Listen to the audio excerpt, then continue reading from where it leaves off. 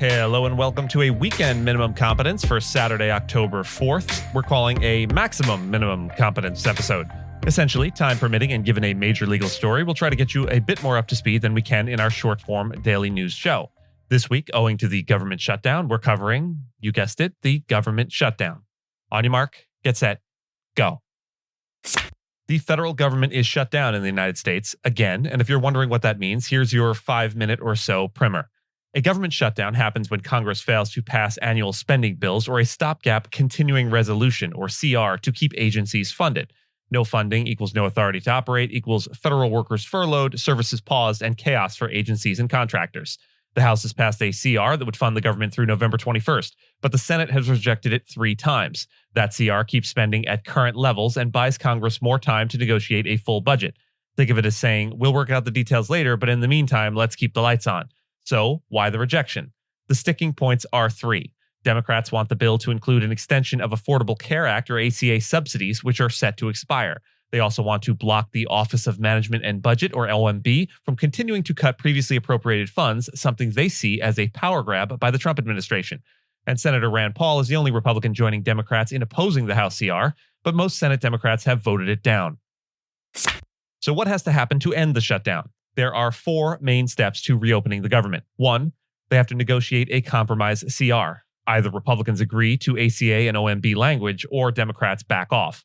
2, they'll have to secure bicameral agreement. If the Senate changes the bill as it has been proposed by the House, it has to go back to the House to be signed again. 3, they need presidential approval. Trump has hinted he won't sign anything that includes ACA subsidies or limits on the OMB. And 4, implementation. Once signed, agencies will resume normal operations and furloughed workers will return. So there are 2 likely paths out of this shutdown. The first is Republicans stand firm. Democrats allow a CR vote without ACA or OMB demands, hoping to negotiate for those later. The other is a compromise CR is passed. It includes ACA subsidies and OMB limits, and enough Senate Democrats back it, but then they risk the Trump veto. Translation, the government might be closed for quite some time. So why is this so complicated? The shutdown highlights a procedural gap between the House and Senate. Obviously, Republicans have control of the House, Senate, and the presidency. And in the House, Republicans have a majority and can pass CRs with 0 Democratic votes. In the Senate, most bills need 60 votes to end debate, to do what's called invoking cloture, and to move to a final vote. Republicans don't have those numbers.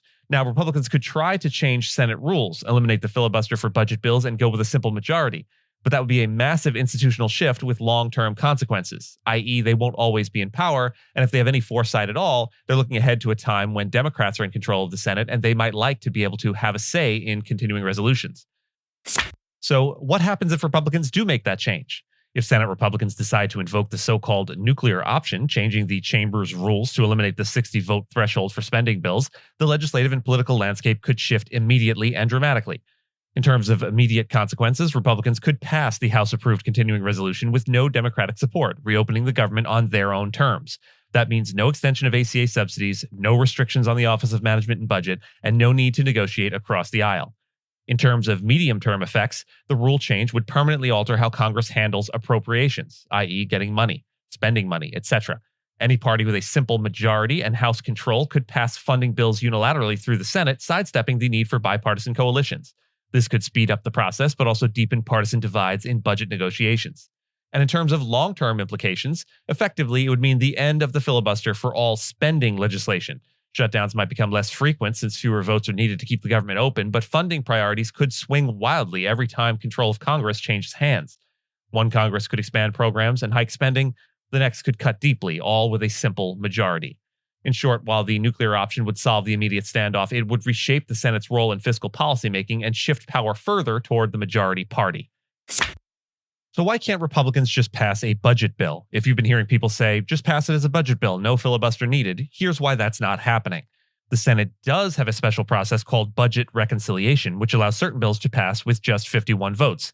No filibuster, no 60-vote threshold. But there are some important catches.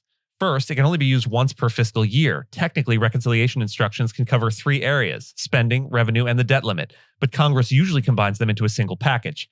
That bill has already been used this year, and it is the One Big Beautiful Bill Act, so the reconciliation tool is off the table until the next fiscal year. 2, the content of the bill is strictly limited. Under the Byrd rule, reconciliation bills must directly relate to taxing or spending. Any provision that doesn't have a direct budgetary effect or that increases the deficit beyond a 10-year window gets stripped out, or the whole bill risks being disqualified. That's why the current CR probably couldn't go through reconciliation even if that option remained available this fiscal year. It likely includes provisions that violate the Byrd rule, and certainly would if the OMB limitation Democrats want was included.